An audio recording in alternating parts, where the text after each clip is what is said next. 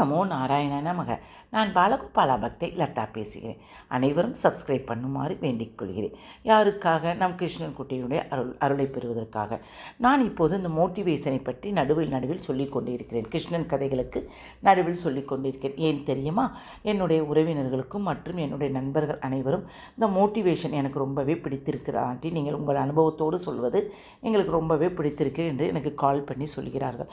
அதனால் தான் நான் இதை எடுத்து ஒரு வீக்லி ட்வைஸ்ன்றது இதை எடுத்து நான் செய்கிறேன். மோட்டிவேஷன் டாபிக்கு ஹெட்லைன் என்னன்னு பார்த்தாங்கன்னா, நம் மனதை நெகிழ வைப்பது எது, என்ன நெகிழ வைக்குது அப்படின்னு பார்த்தாங்கன்னா, அது ஒரு குட்டி கதையினுடன் என்னுடைய அனுபவத்தையும் பற்றி நான் சொல்கிறேன். என்னன்னு பார்த்தீங்கன்னா, சிலர் அன்பு மனம் கொண்டவர்களாக இருப்பார், ஆனால் அதை வெளிப்படுத்தி கொள்ளவே மாட்டார்கள்.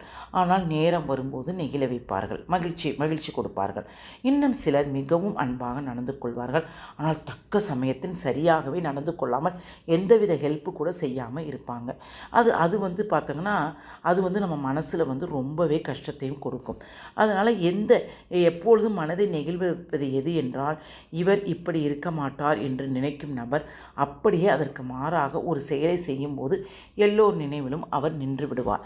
அதான் சிலவங்க சொல்லுவாங்களே, ரிசர்வ்டு டைப்பாக இருப்பாங்க, ஐயோ அவங்கள்ட்ட வச்சுக்கவே முடியாது அப்படின்னு சொல்கிறப்ப, தக்க சமயத்தில் அவங்க அப்படி ஒரு ஹெல்ப் பண்ணுவாங்க. அந்த மாதிரி ஒரு கேரக்டர். சிலவங்க லொடன்னு பேசுவாங்க, அப்படி இப்படி உங்களுக்கு நான் அப்படி செய்கிறேன் இப்படி செய்கிறேன், அது பண்ணுறேன் இது பண்ணுறேன்னு சொல்லுவாங்க.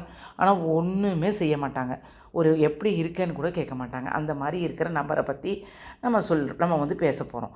என்னன்னு பார்த்தீங்கன்னா, எப்போதுமே ஒரு என்னன்னு பார்த்தோன்னா, ஒரு குட்டி கதை. என்னன்னு பார்த்தோங்கன்னா, ஒரு என்னுடைய தோழினா ஒரு கதையில் ஒரு தோழி இருக்கா. தோழியும் ஒரு ஃப்ரெண்டும் இருக்காங்க. அவள் முதல்ல வேலைக்கு போகிறாள். வேலைக்கு போயிட்டு அவள் என்ன செய்கிறா, தன்னுடைய குடும்பத்தாருக்கு ஃபஸ்ட்டு சம்பளத்தில் குடும்பத்தில் உள்ள அனைவருக்கும் ஒரு பொருள் வாங்கி தருவதற்கு கடைக்கு செல்கிறாள். அப்போ என் தோழி என்ன தான் வாங்க போகிறா அப்படின்ட்டு அந்த இன்னொரு ஃப்ரெண்டும் தோழியோட ஃப்ரெண்டும் கடையில் போய் வாங்க போகிறாங்க.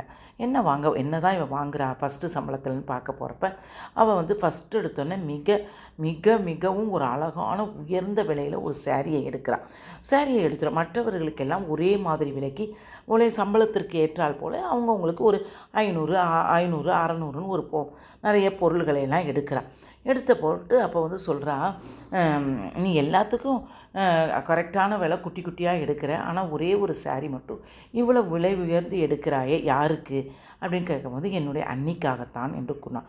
அவள் அப்படி சொன்னதும் எனக்கு மனதில் ஒரே மகிழ்ச்சி ஏற்பட்டது. ஏனென்றால் அவளுடைய தோழி என்னென்னா, எப்பொழுதும் அந்த அண்ணி கூட பேசக்கூட மாட்டாளாம்.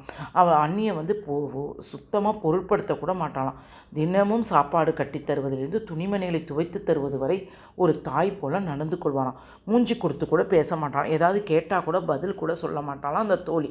உடனே அவள் சொல்வா, நான் எத்தனையோ எங்கள் அண்ணிக்கு கஷ்டத்தை கொடுத்துருக்குறேன், ஆனால் எங்கள் அண்ணி எனக்கு ஒருபோதும் என்னை ஒரு வித்தியாசமாக பார்த்ததில்லை.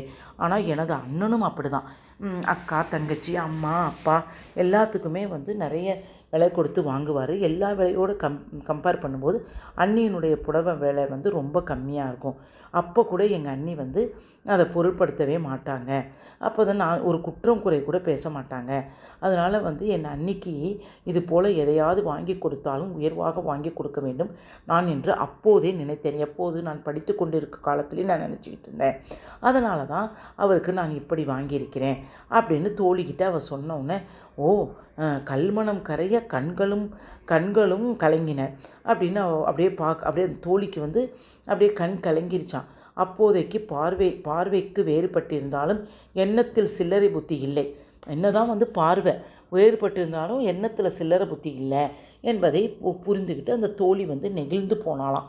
அதனால் இது மட்டும் அதாவது என்னன்னா, குடும்பத்தால் உள்ள அனைவரும் அவங்க அம்மாலாம் எவ்வளவோ சொல்லுவாங்க, அண்ணிக்கிட்ட அப்படி நடந்துக்காத அப்படின்னு வாங்கலாம். என்றைக்கு இருந்தாலும் ஒரு வீட்டு மருமகன்றது எல்லாருக்குமே எல்லா குடும்பத்துலேயும் அந்த காலத்தில் ஒரு தொக்கு தான். அந்த தொக்கு நம்ம அப்பப்போ தொட்டுக்குவோம், அப்புறம் வேணான்றப்ப ஒதுக்குவோம். அது வீட்டு மருமகளுடைய ஒரு சாபம். ஆனால் இந்த காலத்தில் அப்படி கிடையாது. அதையும் நான் கட்டாயம் அதை நிரூபித்தே சொல்லுவேன். அதனால் என்னென்னா, அது மாதிரி இப்போ நம்மளே யோசிச்சு பாருங்கள், நம்மளே இப்போ எங்கள் வீட்டில் சர்வன்ட் மெய்டு இருக்காங்க. அவங்களுக்கு ஒரு நாள் ஃபோனே இல்லை, எங்கேயோ காணா போயிடுச்சு சொல்லணும். 1 வருஷம் பேசாமையே இருந்தேன். அவளும் வாங்கலை. ஏதோ ஒரு பழைய உடஞ்ச ஃபோனை வச்சுக்கிட்டு இருந்தா. ஒரு நாள் போய் ஒரு 2 இயர்ஸ் பிஃபோர் ஒரு 5000 ரூபாய்க்கு ஒரு ஃபோனை வாங்கி கொண்டாந்து கையில் கொடுத்தோன்னே அந்த மனசு அந்த நேரத்தில் அவள் அப்படியே என் காலில் விழுந்து அழுதுட்டா. ஐயோ எக்கா, எனக்காக இவ்வளோ ரேட்டு போட்டு நீங்கள் வாங்கி கொடுத்துருக்குறேங்க அப்படின்னு. அது மாதிரி சில சமயத்தில் அவளுடைய குழந்தைங்களுக்கு படிப்பு செலவுக்கெல்லாம் கொடுக்குறப்ப ஒவ்வொரு நேரம் ஒவ்வொரு விதத்துலேயும் அவள் கண் கலங்கி அவள் மனசு நெகிழ்வதுனா என்னென்னா, நம்மை மீறி நம் கண்களில் கண்ணீர் வர வைப்பது தான் நெகிழ்வது. மகிழ்ச்சியோடு சிறந்தது என்னன்னா நெகிழ வைப்பது. அதனால் அது ரொம்ப கஷ்டம். இந்த காலத்தில் யாரையுமே நெகிழ வைக்க முடியாது. எல்லாத்துலேயும் ஒரு குற்றம் குறை சொல்லிக்கொண்டே தான் இருப்பார்கள். நாங்களாம் அப்போ இருக்கிறப்ப யாராவது ஒரு குட்டி கிளிப்பு எனக்கு இப்படின்னு கொண்டாந்து கொடுத்தோன்னே அவ்வளோ ஒரு சந்தோஷப்பட்டு அவங்களுக்கு தேங்க்ஸ்ன்னு 10 தடவை சொல்லுவேன். ஆனால் இப்போ இந்த ஏழை எளியவர்களுக்கு செய்யும்போது அவர்கள் மனசு நெகிழும்போது நமக்கு அவ்வளோ ஒரு சந்தோஷம் வருது. அதனால் அனைவருக்கும் ஒரு நிபந்தனை என்ன சொல்கிறேன்னா, அனைவரையும் நெகிழ வைத்து பாருங்கள். அந்த நெகிழ்வில் நமக்கு ஒரு அற்புதமான ஒரு சந்தோஷமும் கிடைக்கும், ஒரு இறைநிலையும் கிடைக்கும். ஏன்னா நான் இப்போ சமீபத்தில் ஒருத்தவங்களை நெகிழ வச்சேன். அதை நான் சொல்ல விரும்பலை. அதனால் ஒவ்வொருத்தவங்களும் பார்த்தோன்னா அவங்க அந்த நெகிழ வைக்கும்போது அந்த கண்ணீர் விடும்போது கட்டாயம் எனக்கும் கண்ணீர் வந்துச்சம்மா. இது போன வாரத்தில் நடந்த ஒரு இன்சிடெண்ட்டு. ஓகேவா? அதனால் அனைவரும் ஒரு மோட்டிவேஷனோடவே வாழ்ந்து கொண்டே இருங்கள். பிடித்திருந்தால் லைக் பண்ணவும், ஷேர் பண்ணவும். வாழ்க வளமுடன். ஹரே கிருஷ்ணா.